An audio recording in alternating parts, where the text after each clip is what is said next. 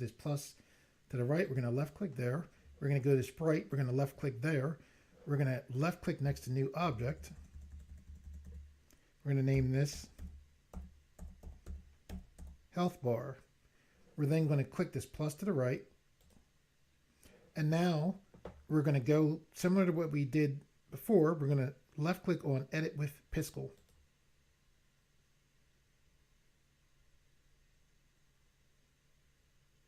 So here's Piskel again. Piskel's default settings are 32 by 32. We're going to change the width to 320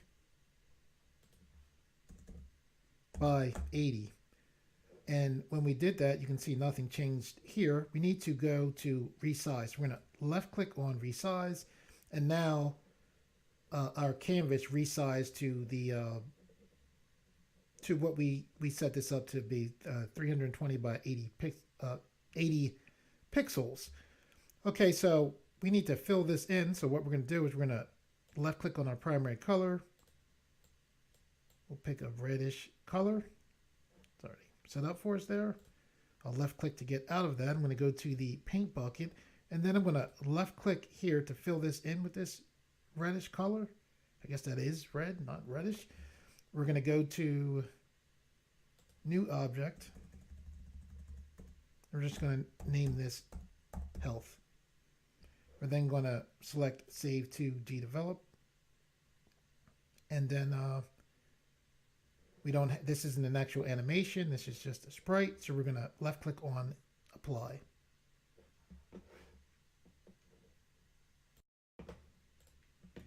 Okay, so we have all of the graphical elements that we need.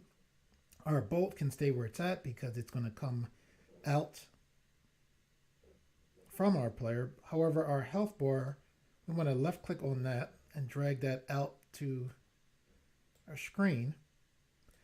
And after we do that, our characters here aren't going to move. Our player is basically going to follow. And the point of this tutorial is to have this health bar react when the player fires at the opponent.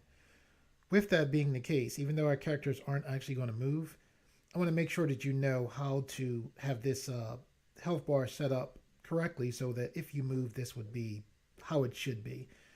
And to do that, I need to explain to you that in Gdevelop there are layers. So what you see right here, when we drag these sprites out onto our main work area here, they're all on the base layer, okay? For the health bar, we want this to be on a separate layer. So how do you do that? Go to the upper right and you'll see, looks like they did a good symbol for Gdevelop. This looks like layers, and that's what it is. You're going to left click on that and this layers panel opens up. So here you can see the base layer, and that's where everything is at right now. We want to have our health bar be moved to another layer. So we're going to left click on this plus to the right, and then we're just going to get rid of that name, and we're going to change this to UI. It can be however you want it to be. So now that that's UI, we're going to, okay, we left click this still stays. We're going to click this X here to get that to go away. And now what we're going to do is we're going to click on our health bar on our work area. All right, so there's the health bar over here you can click on. When I click on this, you don't see anything happen. So it's not clicking on the health bar to the right. It's clicking on the health bar that's in your work area, okay? So when I click on this, now when you look here, you can see these different properties options. Look where you see this layer, it says base layer. We want this to be on the UI layer we just made. So we're gonna look for this triangle here. We're gonna left click on that triangle, then we're gonna left click on UI. So even though it doesn't look like anything happened, our health bar is now on our UI layer, and that's what we want.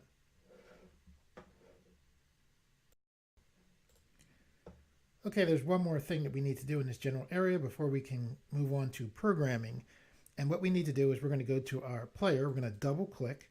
When we double clicked our player, we came back to we can see our idle animation. This is where we set up our timing. If we look to our left, we see edit hitboxes as well as edit points. These points are important, particularly when you're dealing with things projectile things such as projectiles coming out of a character. We're going to left click on edit points.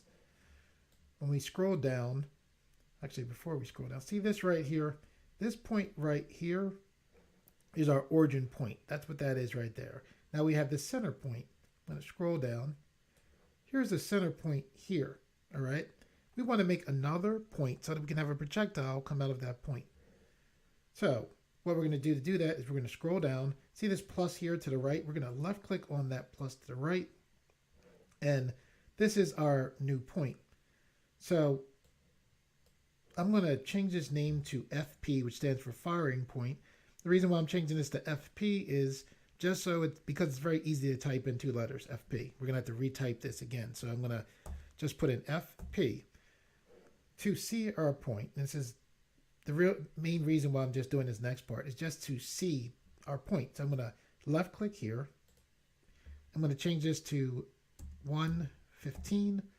And then I'm going to left click here and change this to 35. Now the reason why I did that is that allows me to get the point, this new point, to a place where I can see it. So now that I see it, I can drag it. Now when I drag it, those numbers that I put in will change. And that's fine. We're going to visually look at this point. Now the reason why I'm moving this point down is I'm thinking of, when I think of a projectile coming out from a player, I don't think of it as coming above its head. I think of it as coming around the center point of the body. So we're going to have the projectile, the bolt that we made, come out from here. And because we have this set up as its own point, we can adjust this point. It's very important. Another thing is, see how right now you see these 2 blue symbols here? This is turned on for share same points for all animations. And then this other blue shows that share same points for all sprites of this animation are turned on. You want this to be turned on to have this properly work right, okay? Okay, so with that set up, we're going to left click on close, and then we're going to left click on apply. Okay, so now that our graphical elements are set up, we can left click on new scene events. When we click here, we see this message, there are no events here. Events are composed of conditions and actions. Add your first event using the first buttons of the toolbar. So what we want to do is this button right here, we're going to left click. And what that did was that added an event in here. An event, like what we just learned, is made up of a condition and an action. The way you want to think of conditions is when something happens. The condition basically defines when something happens, and the action defines what happens. Okay, so what we want to do is we want to have our character fire the bolt graphic we made out. So we're going to click add condition. We have all these different conditions here. One of the things that's great about Gdevelop is it makes sense. It is just, it's very well made. It is amazingly easy to use, and it generally makes sense. Particularly if you were coming from an artist's perspective, which is what we focus here on game visuals. Gdevelop is just amazing. So what we want to do is we want to press a button on the keyboard to have the projectile come out. So here we see keyboards. We're going to left click. So then after we left click on keyboard, now we select key pressed. And this just makes sense to me. I just really like how it's set up. I'm going to press and pick the N key, mainly because I don't want to use the space key, but the N key is towards the center of the keyboard. So I'm just going to press the N as in lowercase n. Now, when I pressed N to pick this key, I also could have scrolled through the list and then left clicked on the key. I just chose to pick N. However, you could have scrolled through there. Okay, so now with that done, I'm going to click OK. Okay, so now we have told Gdevelop when the N key is pressed, we want something to happen. So what do we want to happen? That's what we're going to set up next. So one of the things in Gdevelop that's important for you to be aware of, I want to make what's called a sub-event. A sub-event is something that is connected to the event, which this is the event right here. When I say event, I'm talking about something that is condition and an action. So this is one event right here. Now, when I press on this right here, this N key is pressed. This isn't technically the event being picked on. This is like an element in the event being selected. I want to left click beneath here. Now see how this blue line is going all